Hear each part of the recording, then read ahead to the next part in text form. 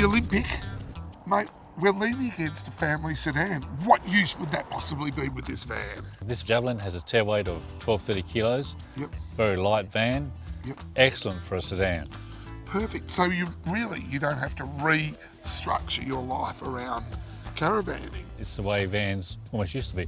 Very basic looking van. I don't mean that in an insulting way. No. It's just got enough in it to be a comfortable caravan. Yep. Go away for a weekend or a week, whatever you want to do. This one does not have a bathroom, but if you want to come to a caravan park like this one here, no problem at all. And of course, it really is horses for courses, isn't it, Mel? Because this is not an off-road van. This is a tarmac van. Definitely.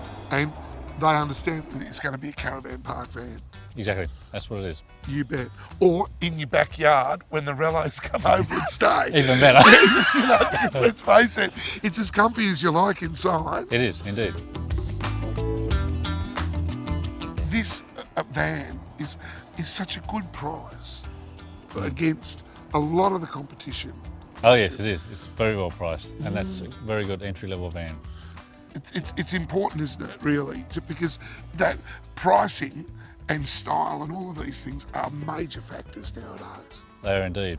But with this van, I mean, if you have a really tight budget, but you still want to do caravanning in a reasonable style, a comfortable style, you're not going to miss out. Are you liking a bigger van, or are you attracted to the smaller ones now? I'm actually attracted to a smaller van.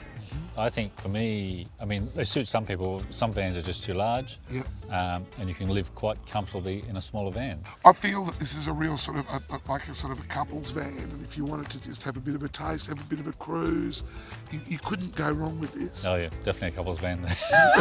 No room for the kids. No room for the kids. They'd have to stay home. That's right. Bad luck. I bet you can fit an annex to this. Yes, you can certainly. It comes with an awning, yep. So there's no problem with fitting an annex. No problem at all. So that's the kids' room. That is the kids' room indeed. Right there. Maxie, my co-host would be much more comfortable in this van. Would that have anything to do with the fact that she's a former Olympian? I believe so. And also, let's face it, it's probably a little bit girly for us. Well, I'm not going to use the word girly. I like to think of this van as being quite cosy. Yes. It is. You step inside it and you almost feel as though the troubles of the day, they just leave you because it feels like you're coming home. Yeah, it does too, doesn't it?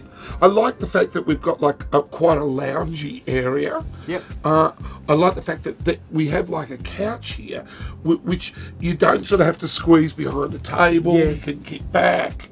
And, this layout is quite popular. It's been around for quite some years now. You've got the L-shaped dinette on the near side. You've got a two-seater lounge on the off side. And, of course, the queen-size bed at the back. So it is reasonably good for entertaining people who happen to drop by, or a couple of happy hour nibbles or whatever. It's one of those tried and tested layouts. You know what I mean? Yeah, I do. Yeah. I do. And it's interesting because, again, we're talking a pop-up van. Everything's low. Low, but kind of spacious. Yeah. For you, Max, do you think the kitchen's pretty generous size?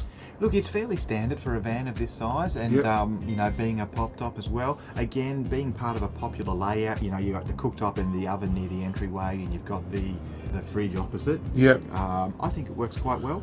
The major selling point of this caravan, Tim, is the fact that it's an entry-level van. Right. You can get into this van for, a shade under $35,000. Let's face it. And a tick above $35,000, they'll even throw in a full annex. So you're not talking big bucks. You're not going to have to remortgage your house or something like this. Well, some people might. But that is so true, isn't it?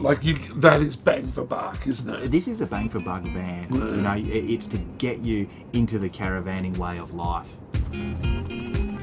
So let's look at it in terms of the score sheet for Best Aussie Vans. We're looking at things like the build quality, the fit and finish, and definitely value for money. Now, I'm seeing good value for money on offer here. It's got all the basics that you need for, around the 35k mark. You bet.